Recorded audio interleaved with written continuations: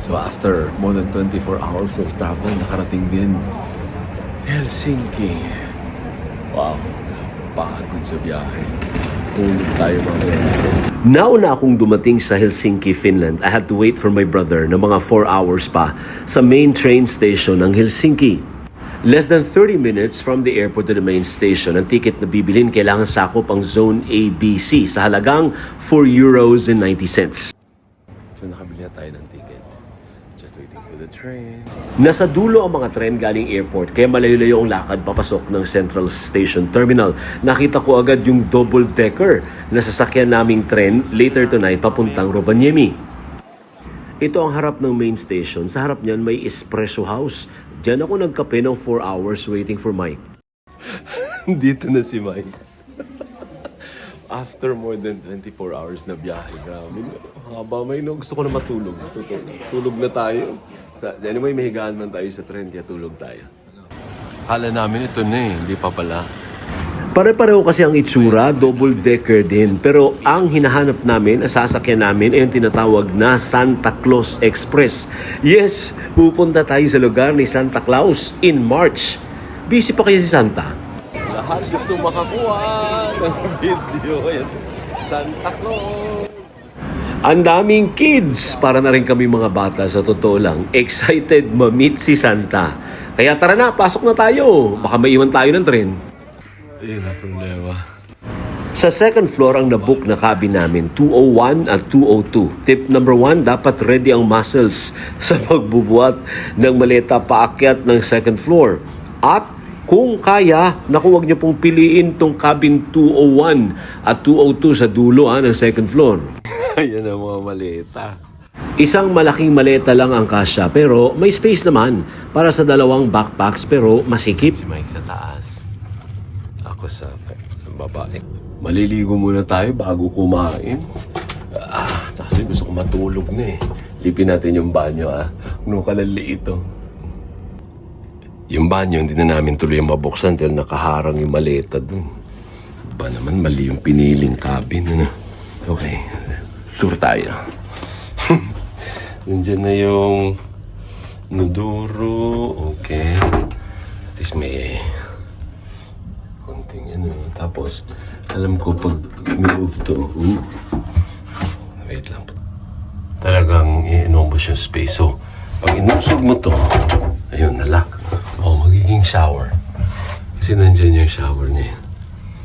Wala nga lang sabon. Pero meron naman ito, may shampoo. So, maliligo ako dito. To freshen up. Liit. So ito, may nakalagay na arrow down. So ida-down mo lang to. Tapos matatanggal yung magiging lavatory na siya. Galing na, inuubos yung space eh. Ulit.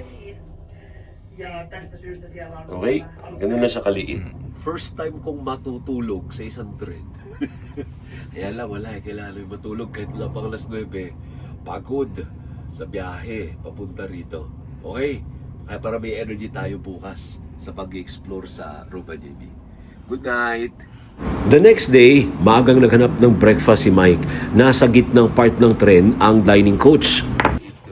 May coffee, hot chocolate, tea, soup, chips, at kung ano-ano pa. Ako, croissant and coffee sold na. Wala kasing pambayad eh. Pero si Mike, salmon soup agad. Wow, social ang kapatid ko Mukhang daming baon nito Sige, go. Masarap. Sulit ba sa 14? Go. So, tinan nyo, ganun na siya kaliit. 30 minutes before dumating ng Rovaniemi, bumalik pa kami sa maliit na cabin. And we're here. Past 8 a.m. pa lang nang dumating kami ng Rovaniemi. And it was still cold, mga 6 to 7 degrees Celsius siguro. Pero at least, hindi na nag-i-snow. So, after 12 hours ng biyahe, nandito na kami. Nakarating din. First itinerary, syempre, bahay ni Santa agad. Ito. In a bit. Oh, by the way, sa mga pupunta rito, naku, bawal pong picturean o mag-selfie kay Santa. Sila lang ang pwede. There's no filming inside. Mike daw, susilip kay Santa. Punta natin si Santa. Kami ganyan. Hindi nga masyadong maraming tao ngayon. Share na lang kami kasi medyo mahal.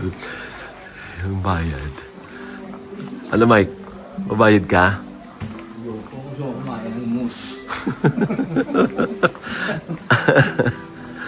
Ayun na sa taas. Nakita mo? Ayun, 42. Oo, yan. Yun yung bayad. Mahal naman.